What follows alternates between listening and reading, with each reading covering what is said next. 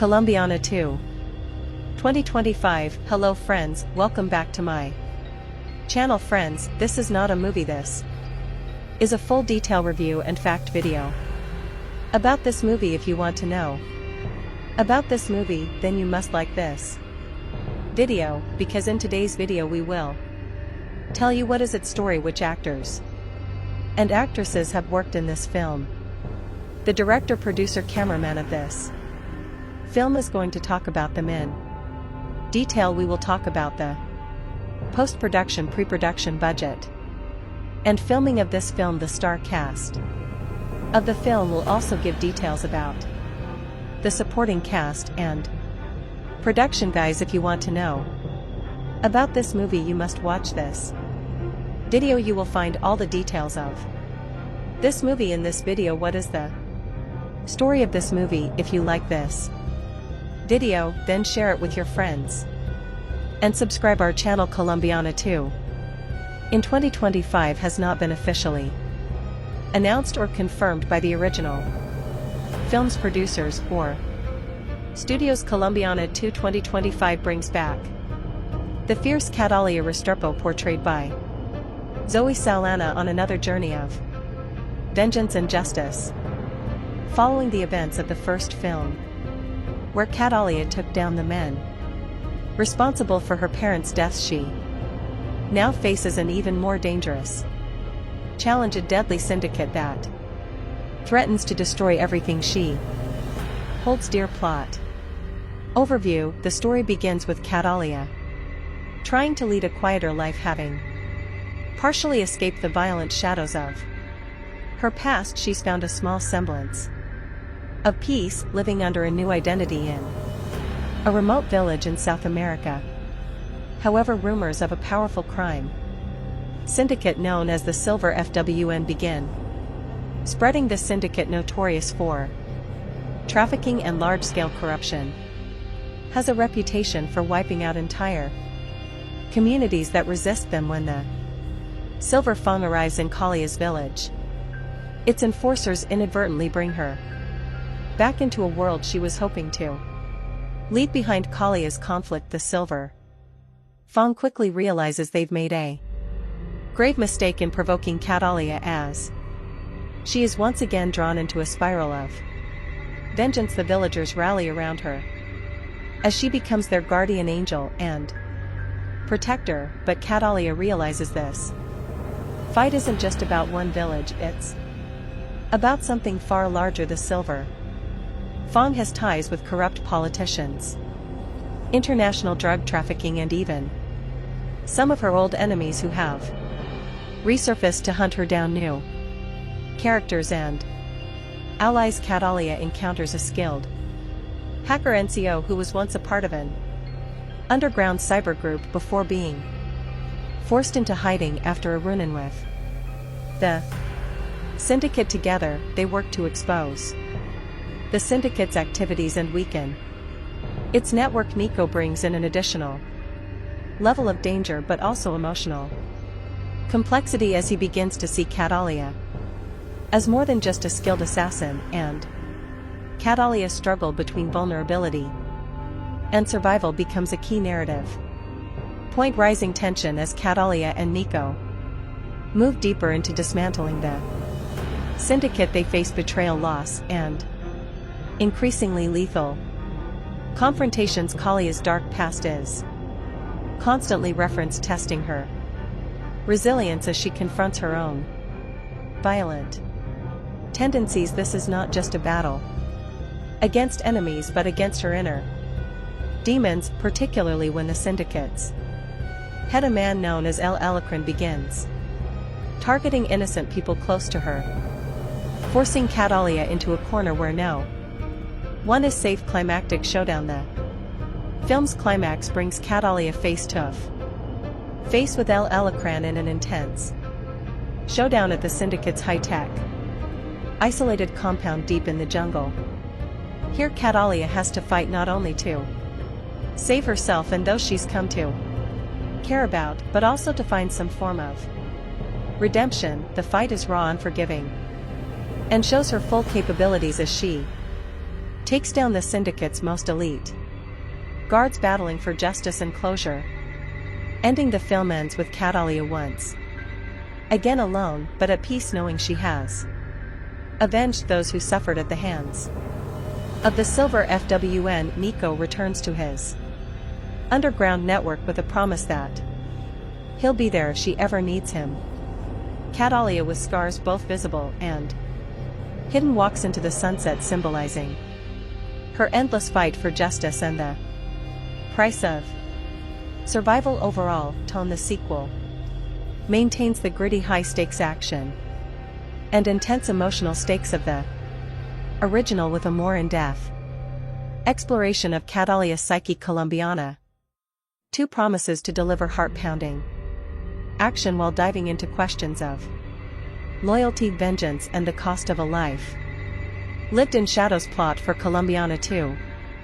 2025 Colombiana 2 takes us back into the ruthless, high-octane world of Catalia Restrepo, portrayed once again by Zoe Saldana, set several years after the events of the first movie. This sequel delves into themes of legacy, redemption, and the relentless pull of a past riddled with violence. Act 1: the calm before the storm. Since avenging her parents' deaths, Catalia has managed to stay under the radar, living quietly in the remote village of San Miguel, deep within the jungles of South America. Under an assumed identity, she sought peace, and the villagers view her as a mysterious but protective figure. Catalia has begun to soften, even building connections with some villagers, including a young girl, Camila, who looks up to her, but her tranquil life is shattered in a powerful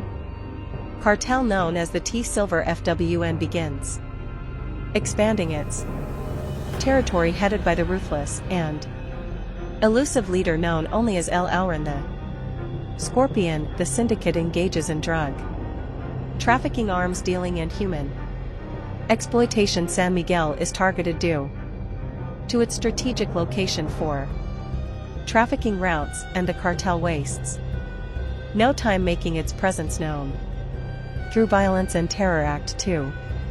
Catalia resurfaces when Silver Fang enforcers assault San Miguel. Catalia is forced to reveal her skills defending the villagers with lethal precision. Witnessing her unmatched ferocity, the cartel quickly realizes that Catalia is no ordinary resident. Her actions gain notoriety, and El Alran becomes intrigued by rumors of La Tigresa, the Tigress defend a small village. During one skirmish, Catalia meets Nico, a former hacker from a European activist network who has taken refuge in South America after his own run-in with the cartel. Nico has knowledge of the cartel's digital footprint and offers to help her in exchange for protection, though hesitant to work with anyone. Catalia recognizes Nico's skills and agrees, seeing an opportunity to disrupt the cartel on a larger scale. Act 3: the fight for justice and survival. With Nico's help, Catalia begins targeting the cartel's resources, destroying shipments, intercepting communications, and undermining Silver Fang's hold on nearby communities. Her actions enrage El Alran, who responds by sending elite assassins to San Miguel. The attacks escalate, becoming personal when the cartel captures and kills Camila, the young girl. Catalia had grown attached to Camila's death pushes Catalia over the edge, unleashing her deepest rage. No longer content to simply disrupt operations, she makes it her mission to hunt down El Alacran and dismantle Silver Fang entirely. The villagers, though fearful, offer their support, and Ni becomes a loyal ally, risking his life to assist her in every way he can. Act 4. Entering the Lion's Den, Catalia learns of El Alacran's stronghold, a fortress deep in the jungle, outfitted with advanced technology and heavily guarded with Nico's digital infiltration. She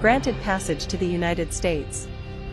After handing over the memory card to embassy staff, although American officials attempt to transfer her into the foster care system, Catalia tracks down her uncle in Chicago and asks him to train her as a killer 15 years later. In 2007, a grown Catalia has become an accomplished assassin. Emilio serves as her broker, providing her with contracts with each murder she commits. She leaves her signature, the Cartier flower, hoping to one day attract the attention of Don Lee so she can take her revenge when Amello finds out about Kalia's intentions and that she has been targeting men connected to the Don. He begs her to stop to avoid endangering the lives of his own family, but she admits that she does not care about the risk to his family while she is spending the night with her American boyfriend, Danny Delaney. He takes a photo of her sleeping and then shows it to a friend, who then decides to run a background check on Catalia, which alerts the FBI. Meanwhile, FBI agent James Ross is working to identify the killer behind more than 20 unsolved murders, all of which have Catala orchids left behind. He gets a pin on Kalia's photo from the background check and orders her arrest. But Catalia escapes and reaches out to Amello, only to find that she has indeed caused the brutal slaughter of Amello and his entire family. She confronts Ross at his home and threatens to kill him and his entire family, forcing him to reach out to CIA agent Steve Richard, who she knows is sheltering Don Lees from the law in exchange for his cooperation with American authorities. When she threatens to slaughter Richard's family, Richard gives her the Don's location. Don Lees learns that Catalia is still alive and organizes his men to kill her, but she ambushes them first and wipes out the entire gang, including Marco Don Lees. Flees and swears revenge. Catalia, having planted her specially trained attacked dogs in his escape vehicle, orders them to eat death alive. Danny is interrogated by Ross. Catalia calls him from a payphone. They talk briefly before Ross grabs Danny's phone, but Catalia hangs up, leaving town. On a bus, cast Zoe Sana as Catalia, a contract killer who seeks revenge when her drug-dealing father and mother are murdered by their criminal associates. Jordi Mola as Marco Don Lees, main enforcer and the man who executed Kalia's parents while she watched Lenny. James as Ross, FBI special agent tasked with investigating Kalia's assassinations. Amanda Stenberg as 10-year-old Catalia. Callum Blue as Richard, CIA agent who arranged Don Lee's relocation in cooperation. Cynthia Adai Robinson as Alicia, Kalia's mother, who is killed, along with her husband Jesse Go as Fabio, Kalia's father and a drug business criminal life. Ophelia Medina as Mama, Emilio's mother Angel Jica as Pepe, Emilio's father Sam Douglas as Willie, Ward Graham McTavish as head U.S. Marshal, Warren Max Martini as Agent Robert, Williams B. Bonnets as Don Luis A., Colombian drug lord who ordered the killing of Kalia's family, then cut a deal with the CIA. Michael Vaughn as Danny Delan, Kalia's boyfriend and artist. He knows Catalia as Jennifer. Cliff Curtis as Lilio Restrepo, Kalia's uncle and professional killer who raises and trains her after her parents were killed. Production. The script for Colombiana was based on Matilda, which was originally written by Luc Besson as a sequel to Lon the Professional. After a disagreement with the Gaunt Film Company on how to proceed with the film, Besson and director Olivier Megaton reworked the script into a standalone film. Filming began in August 2010 in locations including Chicago, New Orleans, Mexico and France. The film was produced by Bess's Europa Corp Company, and the script was written by Besson and Robert Mark Kamen David Martin Jones in an essay written for Senses of Cinema stated that the film was likely to have been perceived by audiences to be an American Hollywood production, noting that aping the look of a Hollywood genre film with a non-US twist had been used in previous European films. Reception. Critical response on the review aggregator website Rotten Tomatoes, 28% of 107 critics' reviews are positive with an average rating of 4.9. SL10, the website's consensus reads Zoe Salana has the chops, but she's taken out by erratic and sloppy filmmaking. Metacritic, which uses a weighted average, assigned the film a score of 45 out of 100 based on 22 critics indicating mixed or average reviews.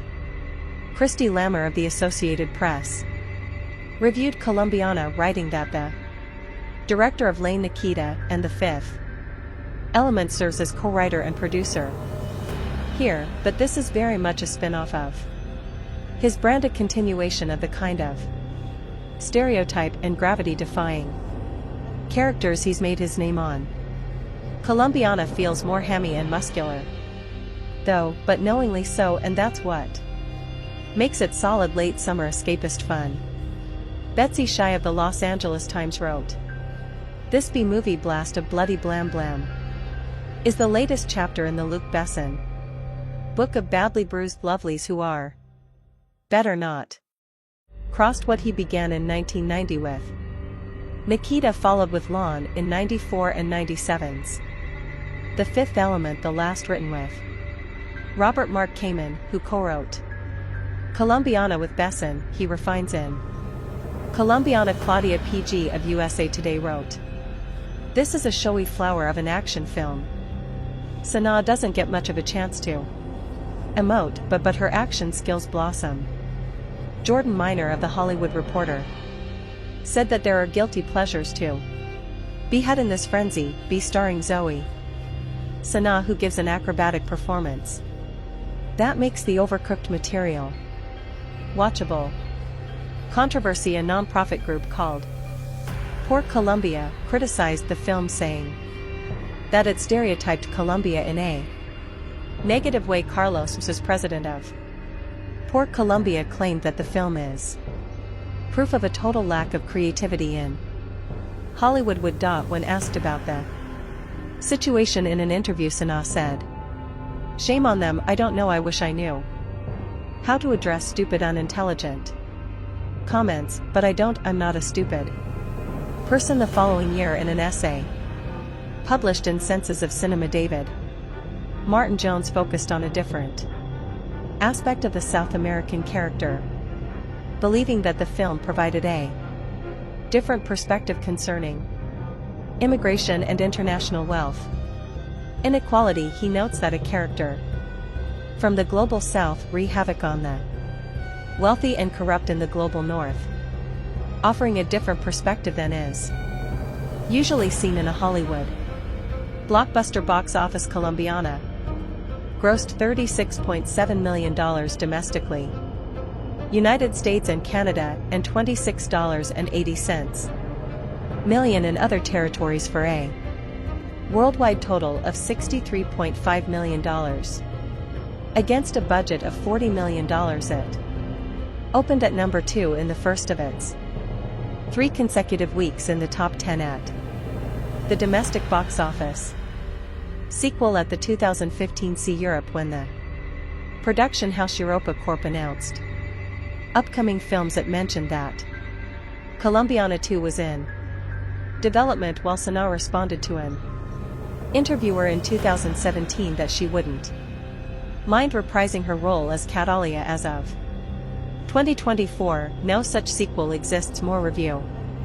Author extraordinaire and scholar of violent fiction Matt Funk has recently lamented the loss of mass appeal of crime cinema in 2011. A part of me wants to agree with him, but another part wants to blame the lack of quality of Hollywood's action blockbusters for this regrettable situation, and the latter part is talking louder to my conscious brain. I don't really care about things blowing up all over my screen if there's no John Lan walking through the wreckage to be there on time to pick up Holly and the kids. I had high hopes that Colombiana wouldn't buy into cheap thrills after seeing the trailer. I always fancy female action movies, as they are a nice change of pace from the male angst-ridden bullet fests I usually watch. Despite being technically sound, Colombiana did not live up to my expectations at all. Seeing who was behind it now, I wonder why I got my hopes up in the first place. Colombia is an awful place to be a criminal in. Olivier Megaton's movie working in Bada's drug market is like working public function in the US. You're more likely to be on somebody's payroll than to become Scarface. It's a little racist, but I can deal with that. Catalia Restrepo Salana learns this the hard way when her parents are murdered by the henchmen of Don Leesby Bonnets back when she was a child. That moment defined her whole existence. She goes on an exile to her Uncle Marco Jordi Mola best place and learns the quirks of being an assassin. By the time she turns 24, she is a stone cold, highly skilled professional who works for her uncle, but she is devoured by her need for vengeance. All of her life has been building up that moment where she would cross path with Don Luis again. I have two main problems with Colombiana. First of all, Catalia Restrepo isn't exactly a female protagonist as much as she's a male fantasy. She's sexy, athletic, performs killings worthy of Sam Fisher's admiration, __, without calling back or almost asterisk, and devotes her life to kicking ass and taking names instead.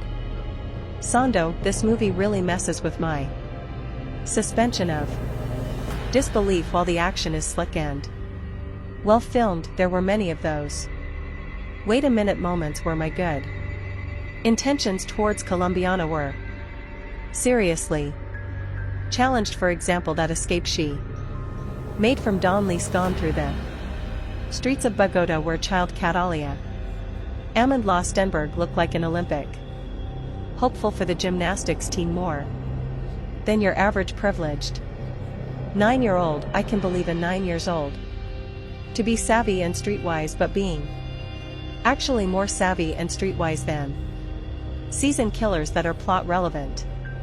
***, come on, it's bad, and it's just one example. It's sad and very __, frustrating because Colombiana has its moments, some scenes gripping and beautiful. For example, towards the beginning of the movie, Catalia is going on a job in Mexico where she was to eliminate a fraudulent banker type. It's one of the best filmed action sequence I've seen in 2011. The way it's scripted, the way the tension goes up, it's brilliant. There are a few of those scenes in Colombiana showing that this story had potential. I know I'm asking much of the Olivier Megaton, Luc Besson team, who has provided us great movies like Hum the Transporter 3, while Besson used to write good movies, The Fifth Element, the Taxi series. The last decent script he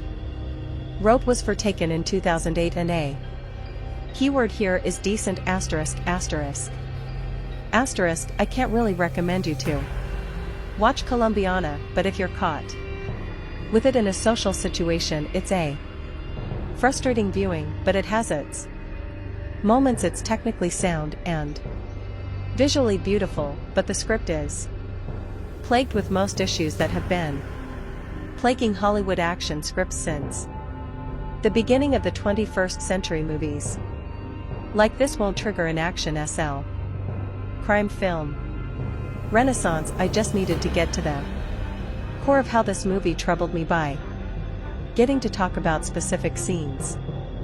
That make no bleeding sense, so if you're worried about being spoiled with this movie, then don't read any further. The action genre of filmmaking is one of the most critically disliked genres of all. I believe it sometimes well over the years some form of criteria has been assembled as to what makes a good action sequence. It's always made the story to be a problem rather than a friend, and therein lays the biggest problem with Colombiana. What this film is meant to do, it does well for the most part. The film's general glorified, overly meticulously designed, almost impossible assassination sequences are great to watch, and they're fun. You sit in your seat staring at the big screen ahead of you with your face emoting shock as you see tiny little Sana work her way through the smallest of cavities of a building, or using the most mundane of objects as the spin of her assassination scheme. So I find it almost unfair to complain about the things that didn't work in this movie, since it's all the things that never seem to work in 90% of the action films out there. Its logic and story structure is a complete mess. There are so many scenes where characters say things that make almost no sense and do things without much consequence that you can't imagine how they were ignored. Catalia Zoe Saldana decides, after seeing her mother and father murder by whom I can only assume is the big drug kingpin in Colombia, that she wants to become a killer so as to be able to enact revenge. Part of her grand scheme is, since she doesn't know how to find her parents' killer, to smoke them out by marking each of her amazing murders with a message that only she and these men would understand. However, since it's such a peculiar detail, the authorities refused to release it to the press until 4 years later. Now you would imagine that either the police would use the same logic for why 4 years later they decide to release this information a lot earlier, therefore pushing the story along, or Catalia would realize that this message isn't getting out and do something different. There's a scene where a mellow Cliff Curtis shoots randomly around a school in broad daylight on a whim, to prove a point to young Catalia. I find it immensely hilarious how he never has to worry about the police or anyone seemingly staring directly at him as he takes his time to expose his reasoning for why Kalia needs to do things his way. Also, there's a romance ongoing with Catalia and Danny Michael Vaughn that makes almost no sense. We don't see the beginning of it, and it's very obvious that Sana's character is using this man just for sex pretty much. However, it's also obvious that this man wants more, and it seems that this arrangement idadi shamble of a relationship, and has been going on for a few months at least, due to the way they interact. Who is his friend that immediately sends a photo of his supposed girlfriend to the DMV for identification without thought? This makes no sense other than a painfully obvious plot point used to get the police closer to Catalia. When the talking ends and the bullets start whizzing by, the film is fun enough to truly enjoy. The only problem with that is that when it's time for Catalia to exact or revenge, the action film style changes from this exact science of a killing to a free-for-all brawl that Selena enters into, and immediately, due to chaotic film making, the action becomes too hard to decipher that it's almost unbearable. When 9-year-old Kalia's parents are murdered in front of her, she vows to avenge their death and dedicates her life to becoming an expert assassin. While watching Colombiana, it becomes increasingly hard to believe that it was written by Luc Besson, the same man who brought us the excellent Leon. A high point in the assassin genre, where that film boasted an intelligent screenplay, strong performances, and genuine tension. And Thrills Colombiana is a tiresome revenge thriller, devoid of any of the pleasures of that film. A closer comparison would be taken Besson's joyously OT Liam, this vehicle that made up for what it lacked in brains with solid thrills and ridiculous violence. Something Colombiana can only dream of. Achieving the plot is a simple one. Catalia Amanda Stenberg watches as her parents are murdered in front of her at the age of 9, given instruction by her father beforehand. Catalia flees Colombia and winds up in Chicago with her uncle Curtis. One day, impossible, the film's most preposterous scene. Catalia tells her uncle she wants to be a killer too, which he pulls out a gun and murders a driver in the middle of a busy street in broad daylight, apparently as a way of illustrating that she should stay in school to become a more efficient killer. Of course she does, and we jump forward 15 years to a grown Catalia Sana, now going by the name Jennifer, faking a DUI to get inside a specific jail to slip through some air vents and murder an important prisoner staying in one of the cells. She marks the body with a rare orchid only found in Colombia, as she has with her previous 22 kills, in an attempt to get press attention and draw out the men responsible for her parents' death.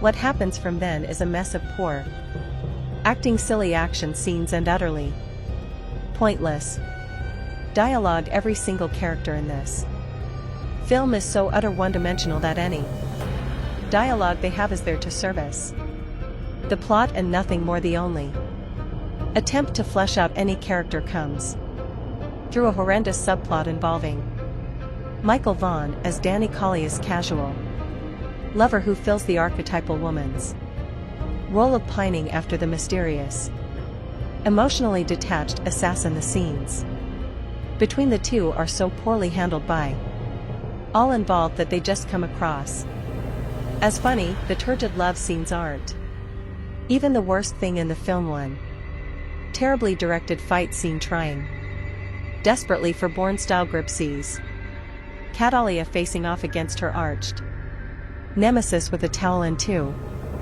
toothbrushes. There are numerous scenes of the FBI using computers that can seemingly perform miraculous acts of searching and matching data in a split second, which even becomes pivotal to the plot on more than one occasion. The final face-off dare not be spoiled here, but could possibly be the worst climax to a film of all time. The last of logic or intelligence would have been quickly forgiven had the film been at least fun.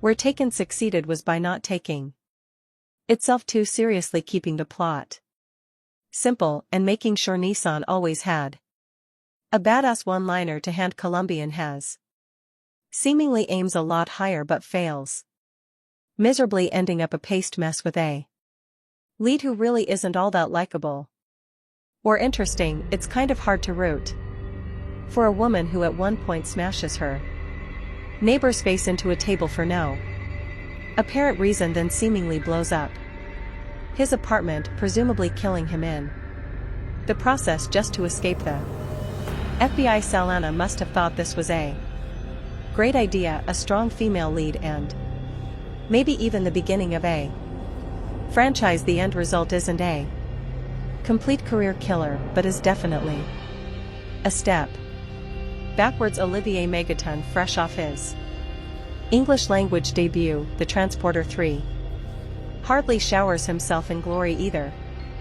The film is bathed in the same vaguely green hue that C seems to have become the go-of for stylish thrillers, and the action scenes are so badly cut together it's hard to really tell who's hitting who, and if you even care anyway. After witnessing the brutal murder of her parents at the hands of Colombian drug lords, Catalia Zoe Salana grows up to become a ruthless assassin bent on revenge. That's the plot of Colombiana in a nutshell, and to be honest, there isn't much more substance than that to the story. At the core, the story is like Leon Light essentially an empty version of.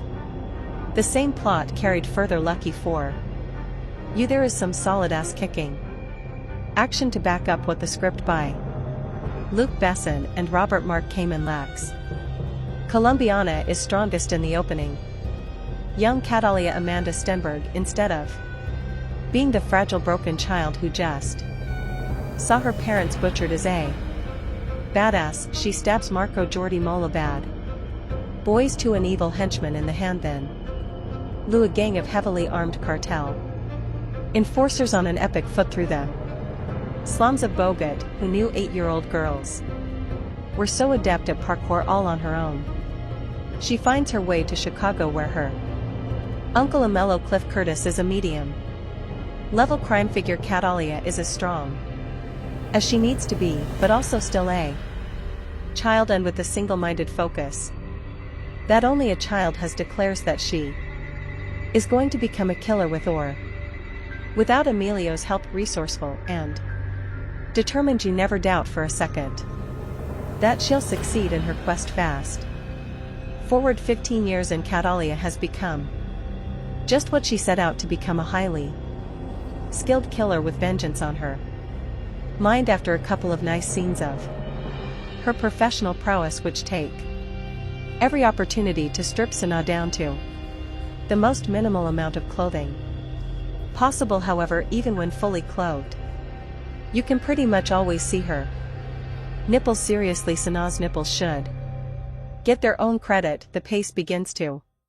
sag. In fact, the middle of the movie is largely forgettable, laughable at points, and is over serious to the point of absurdity. There are a bunch of unnecessary asides, including tangents about an FBI agent Lenny James hot on Kalia's trail, a vaguely corrupt and generic CIA agent Callum Blue, and far too many scenes of her making out with her hot painter hump buddy Michael Vaughn, alias in reality everything that doesn't directly revolve around action is probably best ignored. But things always look darkest just before the dawn, right?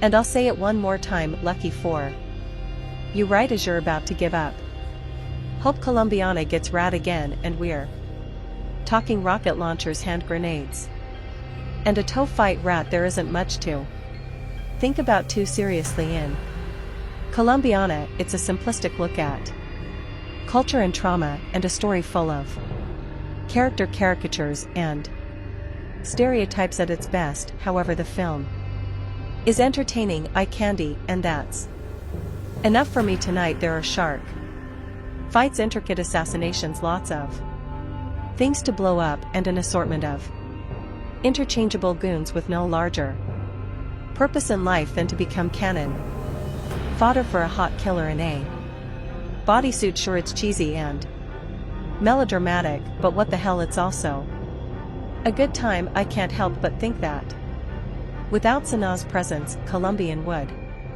never grace the multiplexes. This is a kind of action movie that rarely gets a wide theatrical release anymore, unless it happens to be directed by Sylvester Stallone and star a bunch of 80s action icons. Usually films of this nature are relegated to the direct-to-video market and enjoyed only by the hardcore among us who actively seek out genre features. This is the kind of action I grew up on. It's a little bit sexy, a little bit silly, and to be sure there are some moments of blustery overacting in poorly executed American accents, but all in all, Colombiana isn't bad, I think.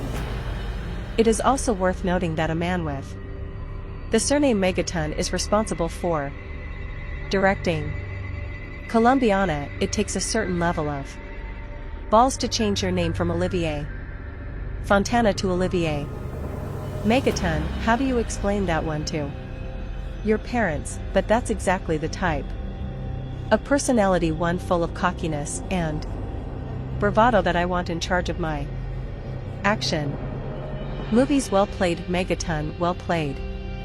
The conveyor belt of producer Luc Besson's action movie factory delivers At least one mindless shoot 'em up per year, occasionally the yield of dull titles such as From Paris with Love is broken up by something as entertaining as Taken, but not often. Colombiana exists as a mid-range action product with violence to spare, reasonable star power, lots of momentum, even more violence, and heaps of sex appeal, all tempered for mass consumption by a PG-13 rating. COR. Written by Besson and Robert Mark Kamen. The movie was directed by Olivier Megaton Transporter, 3, one of Besson's clan who has yet to break out the way. Pierre Morel, District 13, has here. Megaton rushes through a story that deserves comparisons to Bess's own The Professional, after witnessing the murder of her mother and Colombian drug lord hitman father at the hands of competitor Don Luis B. Ben and his goon Marco Jordi Mulada. 9-year-old Catalia Amanda Stenberg escapes in a mediocre parkour chase sequence on the rooftops of Bogota. She makes her way to Chicago and takes refuge with her uncle Emilio Cliff Curtis, a gangster who values family. She insists on getting revenge, and that Emilio train her to be a killer, and he agrees on the condition that she goes to school. Cut to 15 years later, by which this time Catalia, now played by Avatar star Zoe Saldana, has accumulated a hit list of 20 or more kills, all very bad people, and all meant to draw out Don Lees, who has since gone into hiding under CIA protection, a normal wife with her casual boyfriend Danny Michael Vaughn, who until recently she has used for sex, never seemed feasible, but suddenly Danny wants to talk, and Catalia begins to feel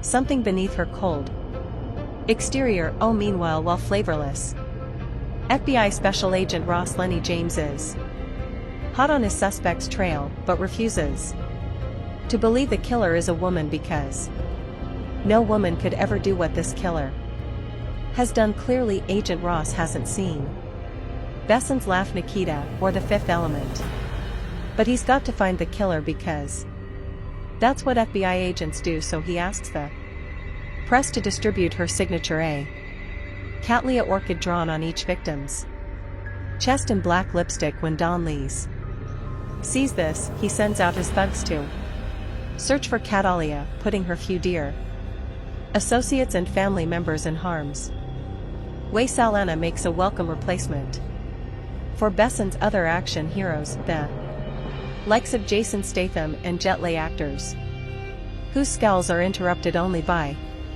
bursts of anger. She's nimble, infiltrating complex security with the SLLY daring of Tom Cruise in Mission Impossible, while she can also unleash hell worthy of Schwarzenegger in the finale's commando-style shootout. But rather than question the morality of her cold-blooded killer, Megaton orders Sana to shed a few tears and morally redeems her character through emotion. She is, after all, a woman, and therefore subject to movie stereotypes such as sentimentality, but Besson did not choose a female protagonist solely to show a sensitive side, despite a number of sappy scenes involving Kalia's family and boyfriend. The movie's sexy chick with guns concept reaches its height when the protagonist escapes an FBI raid with little more than her undergarments and a massive assassin's rifle, the only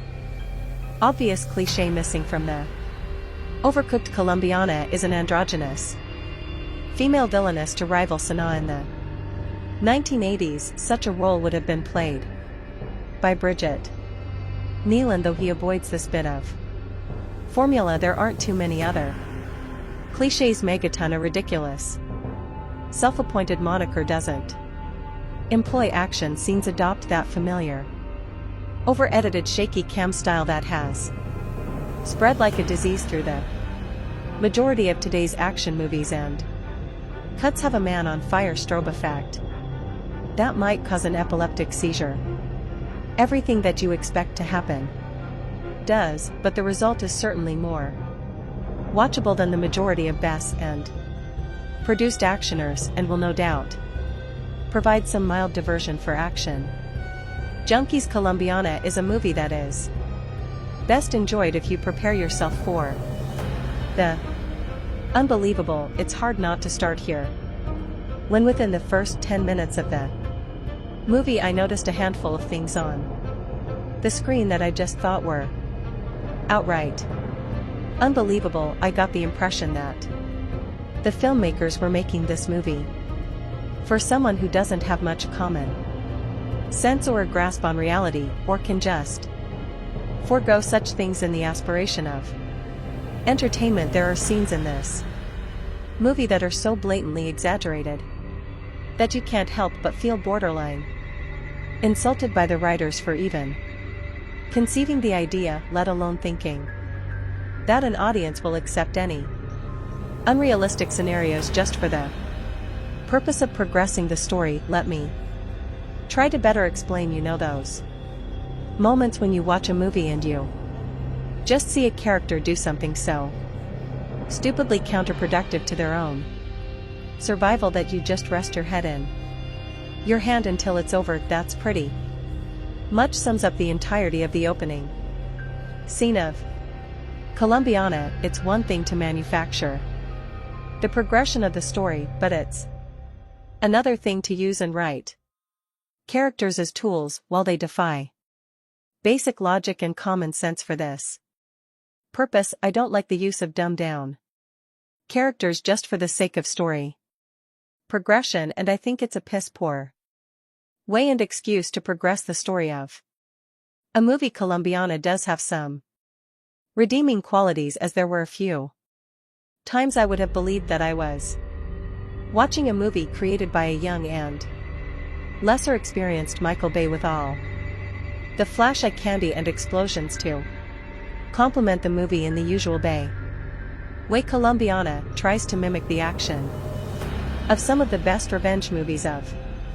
our time, and at times actually pulls this off pretty well, but there are times when you notice that there's room for improvement. There are a few scenes where you can truly become immersed by the action and cinematography in front of you and how the movie progresses, and there are times when this movie hints at having a level of wit and intelligence that captures your attention in such a way that the movie truly picks up and hints at better things to come. You'll follow along with Katala as she scales buildings, ventilation systems, creeps down hallways in a sexy and feline fashion that delivers a cool mix of DC's Catwoman and Metal Gear's Solid Snake. Her intelligence in the art of espionage and her tactics really add to a level of entertainment with the entire movie, as you see her systematically and intelligently take on or assassinate an individual in the most ludicrously guarded places. You'll definitely have a few moments that make you sit on the edge of your seat just to find out how she actually pulls off these stunts, and how she eventually makes a mistake. Zoe Sana channels her best Angelina Jolie in this movie. Seriously, she has the effeminate, feline and seductive down to a science, and produces a performance for a character that's an amalgamation of Lara Croft, Evelyn Salton Fox. But you can't help but feel that the creators oversex this movie to compensate with the weak writing. Thankfully that is in fact the case, as her sex appeal reaches new heights in this movie while tiptoeing around any actual revelation of nudity. The film still delivers plenty of the sexiness that voyeurs will still have their rewind moments and post on the internet what minute mark to tune in for other perverts. Overall, the movie is a mindless action platform to introduce and test Zoe Saldana as a draw and leading woman. She's definitely shows that she's capable of both, despite the inherent weaknesses throughout the film without much fault of her own, and I'm very much looking forward to seeing her continue to establish herself as a leading woman. In Sex Symbol, the movie had me upset at the thought that I watched this in the theater and would recommend that others instead wait for a home release, but overall, this movie is definitely worth a viewing at least once. The Olivier Megaton directed Colombiana may not be the brainiest of actioners, but one of the merits of producer Luc Besson's latest brainchild is that fanboys worldwide will come away with a scrap of horticultural knowledge as well as a pretty good time. Sexy vengeful contract. Killer Catalia, a feline Zoe Salana, is named after a Colombian orchid species, signing her victims with a lipstick drawing of her floral namesake, solidly produced if slightly generic English language pick should do. Mid-range biz in France where about July 27th and OK number stateside, where it goes out August 26th rather than adopting a tired flashback heavy approach. Megaton and screenwriters Besson and regular collaborator Robert Mark Kamen let Kalia's childhood trauma play out up front in an audacious half-hour prologue. Set in 1992. Bogut, still a little girl Catalia Amanda Stenberg witnesses the assassination of her next of kin by crime boss Don Luis B. Bonnets and his vicious right-hand man Marco Jordi Mola. Catalia decides she wants to become a killer when she grows up so she can properly exact revenge on Luis Marco and their gang. 15 years later, played by Sana, she's a pretty impressive contract killer working for her Chicago-based uncle, a mellow Cliff Curtis. The first assignment odds good to see her in is an elaborately staged hit inside a prison, and intricately staged and executed 10-minute plus set piece that reps one of the Pix 2 action highlights. The second is a mano-mano fight in a Henda bathroom, and intentionally messy a sequence that injects a welcome dose of reality and real danger into the proceedings, something lacking in the film's more bombastic and generic shootouts and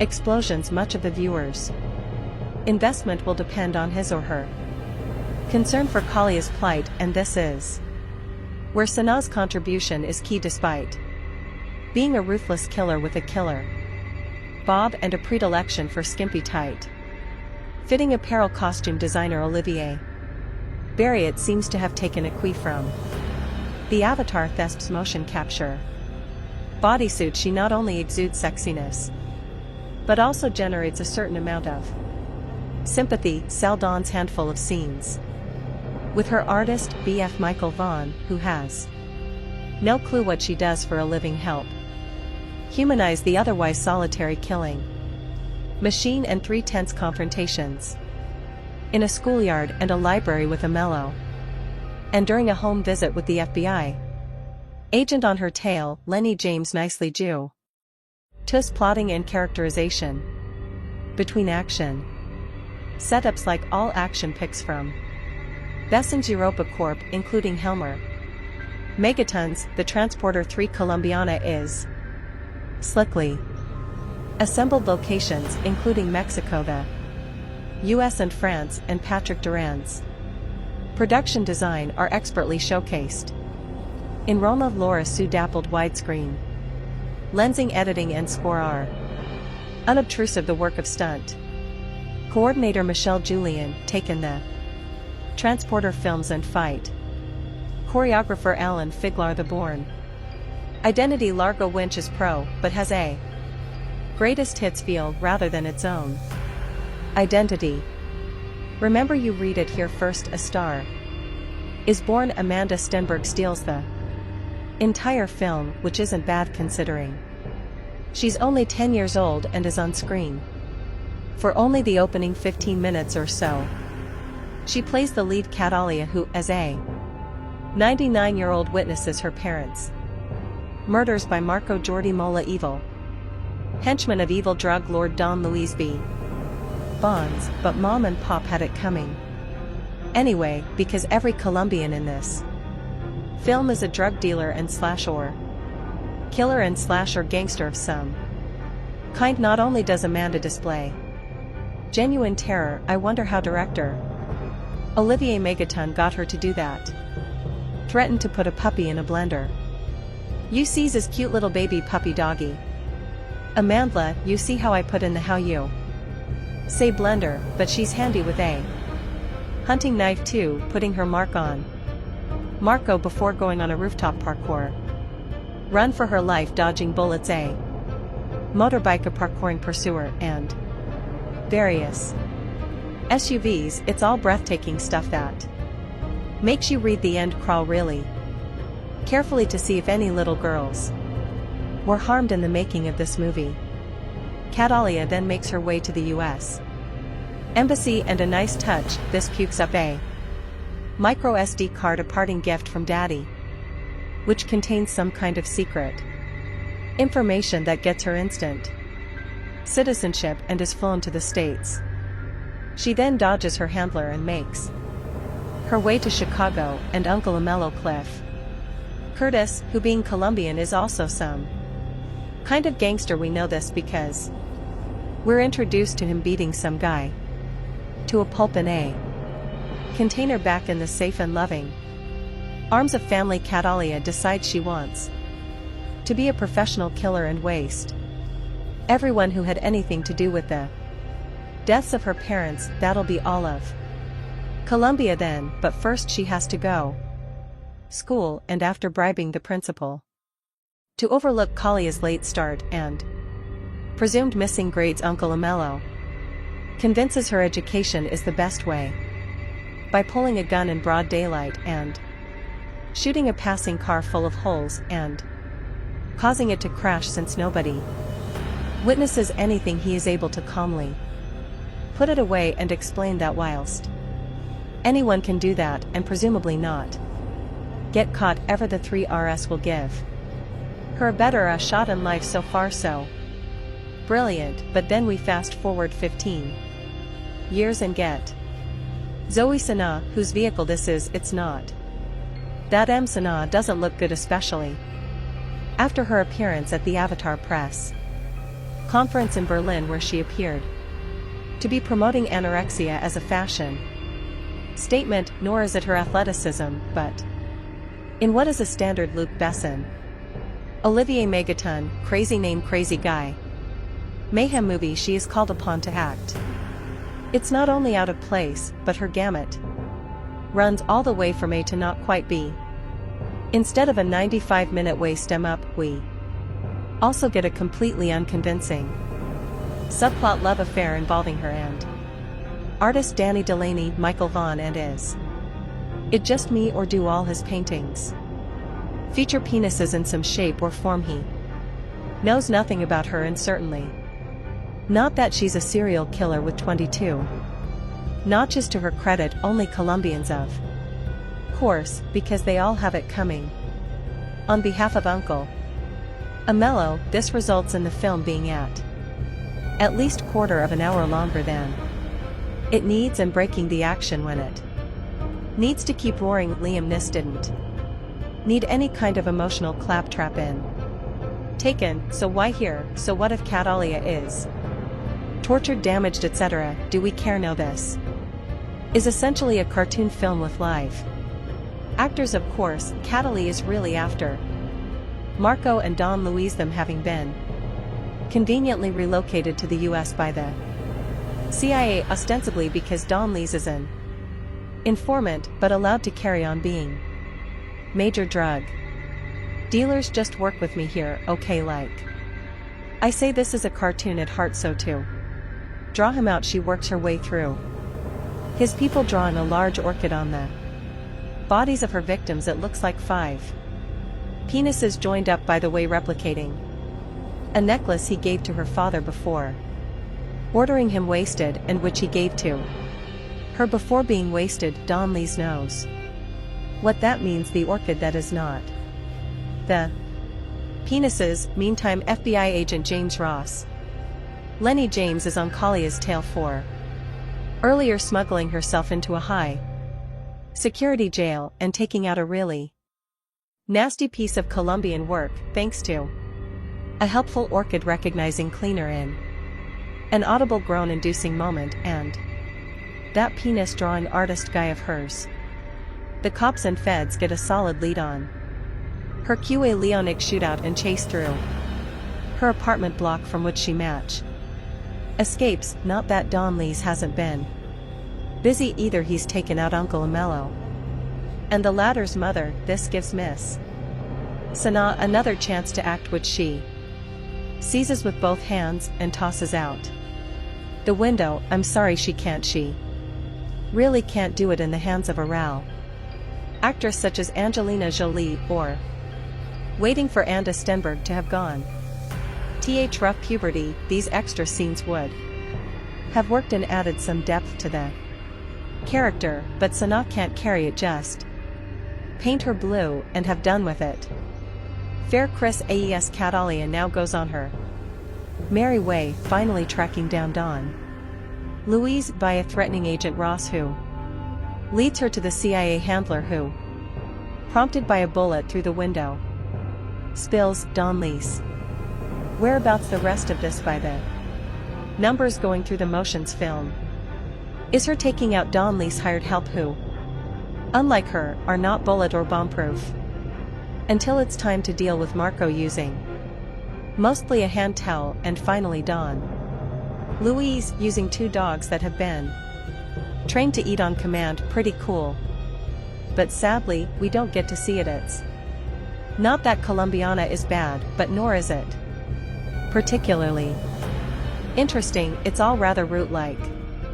An overtired and bored hooker giving yet another hand job nobody apart from the amazing Amanda Stenberg and those technicians, extras, and stuntmen hoping to get their next gig is really giving of their best. And Zoe Saldana, despite her clearly visible efforts and exertions and innate hotness, is out of her depth, handicapped by her limited acting ability in a script that unfairly calls on her to show some Colombiana. 2 Inches 2025 has not been officially announced or confirmed by the original film's producers or studios. Colombiana 2 2025 brings back the fierce Catalia Restrepo, portrayed by Zoe Saldana, on another journey of vengeance and justice following the events of the first film, where Catalia took down the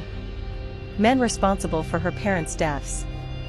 She now faces an even more dangerous challenge, a deadly syndicate that threatens to destroy everything she holds dear. Plot overview. The story begins with Catalia trying to lead a quieter life, having partially escaped the violent shadows of her past. She's found a small semblance of peace, living under her identity in a remote village in South America. However, rumors of a powerful crime syndicate known as the Silver FWN begin spreading. This syndicate, notorious for trafficking and large-scale corruption, has a reputation for wiping out entire communities that resist them. When the Silver Fang arrives in Kalia's village, its enforcers inadvertently bring her back into a world she was hoping to leave behind.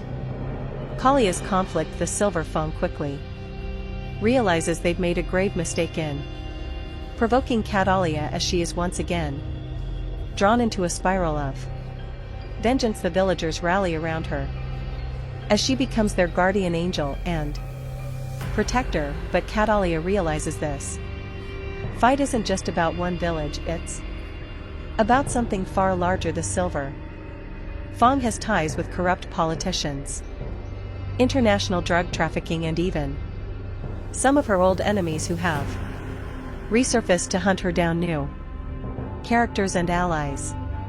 Catalia encounters a skilled hacker, Nico, who was once a part of an underground cyber group before being forced into hiding after a run-in with the syndicate. Together, they work to expose the syndicate's activities and weaken its network. Nico brings in an additional level of danger but also emotional complexity as he begins to see Catalia as more than just a skilled assassin, and Catalia's struggle between vulnerability and survival becomes a key narrative point. Rising 10 Ion as Catalia and Nico move deeper into dismantling the syndicate. They face betrayal, loss, and increasingly lethal confrontations. Kalia's dark past is constantly referenced, testing her resilience as she confronts her own violent tendencies. This is not just a battle against enemies but against her inner demons, particularly when the syndicate's head, a man known as El Auron, begins targeting innocent people close to her, forcing Catalia into a corner where no one is safe. Climactic showdown. The film's climax brings Catalia face to face with El Alacrán in an intense showdown at the syndicate's high-tech isolated compound deep in the jungle. Here, Catalia has to fight not only to save herself and those she's come to care about, but also to find some form of redemption. The fight is raw, unforgiving, and shows her full capabilities as she takes down the syndicate's most elite guards, battling for justice and closure. Ending, the film ends with Catalia once again alone, but at peace, knowing she has avenged those who suffered at the hands of the Silver FWN. Nico returns to his underground network with a promise that he'll be there if she ever needs him.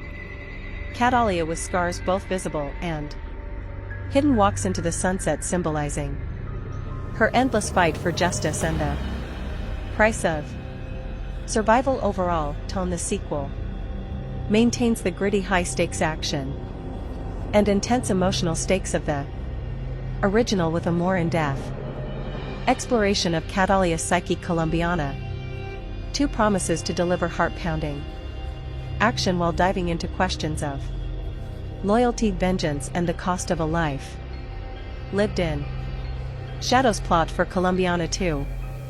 2025 Colombiana 2 takes us back into the ruthless, high-octane world of Catalia Restrepo, portrayed once again by Zoe Sana, set several years after the events of the first movie. This sequel delves into themes of legacy, redemption, and the relentless pull of a past riddled with violence. Act 1, the calm before the storm. Since avenging her parents' deaths, Catalia has managed to stay under the radar, living quietly in the remote village of San Miguel, deep within the jungles of South America. Under an assumed identity, she sought peace, and the villagers view her as a mysterious but protective figure. Natalia has begun to soften, even building connections with some villagers, including a young girl, Camilla, who looks up to her, but her tranquil life is shattered, and a